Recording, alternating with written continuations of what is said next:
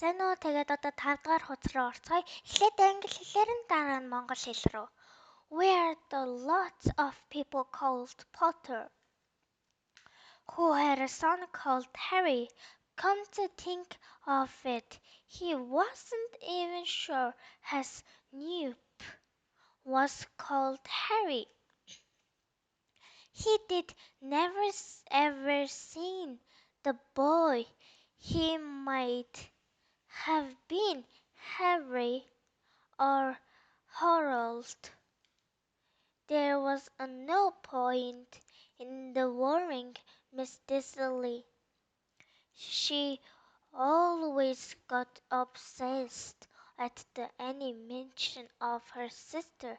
He didn't believe her. If he did had a sister like that, it bit all the same, those people in the cloaks. He found a lot harder the connection on the girls that afternoon. When he left the building at the 5 o'clock, he was still worried that he walked straight into someone outside the door. Sorry, he grinned as tiny old man stopped and almost fell a few seconds before Miss Disley realized that man was wearing Willet cloak.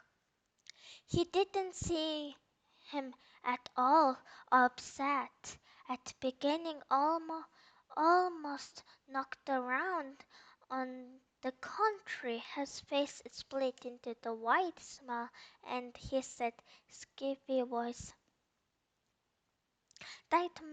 that made a passage-by Don't be sorry, my dear sir, for nothing could upset me today. Rigid, for you know who has gone at the last. Even the Muggle-like self should be crumbled. This is happy day. And the old man hugged Miss Disley round, and the middle walk of Miss Disley stand report to the spot he had been hugged by completely stranger. He also thought he had been called Muggle. Whatever that was, he was a runt. He hurried to his car, set off home, hoping he imagined things which he never hoped because he didn't approve of imagination. За ингээд 5 дугаар хуудсыг англи хэлээр нь уншлаа. Одоо монгол хэлээр нь уншиж өгье. Potter овогтой Harry нэртэй хүүтэй хүмүүс олон бий. Бодож үзвэл тэр хүртэл өөрийнх нь хүргэн үнэхээр Harry гэж нэрлэдэг эсэхт итгэхгүй байв. Тэр хүүгээ хизээч харж байгаагүй. Магадгүй нэр нь Harvey эсвэл Harold ич байж болох юм.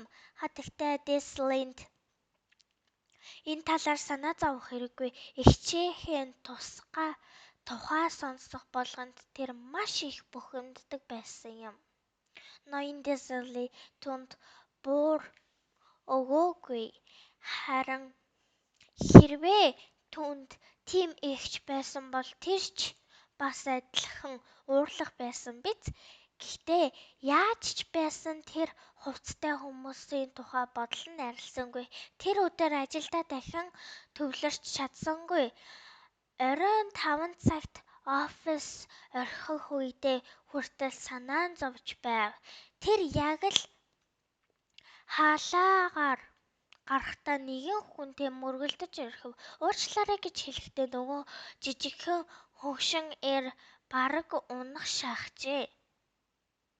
Ноён Disley хартал тэрээр нэл ягаан нүмерэг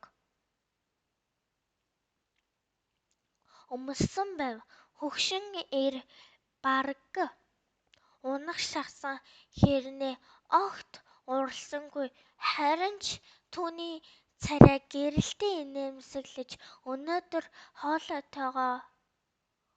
хоолойтойгоор ингэж хэлэв. Уучлал гуйх хэрэггүй эрхэм ноён минь. Өнөөдөр намайг юу ч уурлуулж чадахгүй. Баярлцгаая. Учир нь тэр мэддэг хүн одоо алга болсон. Энгийн хүмүүс хүртэл баярлах ёстой шүү. Энэ бол гайхамшигтай өдөр гэж хэлээд хөгшин энийгээд алдан ноён Дизлийг бэлхүүсээр нь тэврээд сайн сайхныг хүсье яваад өглөө. Ноён Дизли хөшчихөв. Тэр танихгүй хүнээс тэврэлт авч байлаа. Тэр бас Маргл гэж үг сонссондоо тэр үгийг өмнө хэзээ сонсож байгаагүй байлаа. Магл гэж юу гэсэн үг юм бол гэж тэр бодон гайхширна. Тэр их сандарч аль болох хурдан машинаа унаад гэрийн зүг явав. Тэр бүх зүйл зүгээр л өөрийнх нь төсөөлөл байгаасай гэж найдаж байлаа. Учир нь ноён Дизли ямар нэгэн төсөөлөлд итгэхийг үзэн яддаг хүн байв. Ингээд 5 дугаар хуудас дуслаа. Баярлалаа. Баяртай.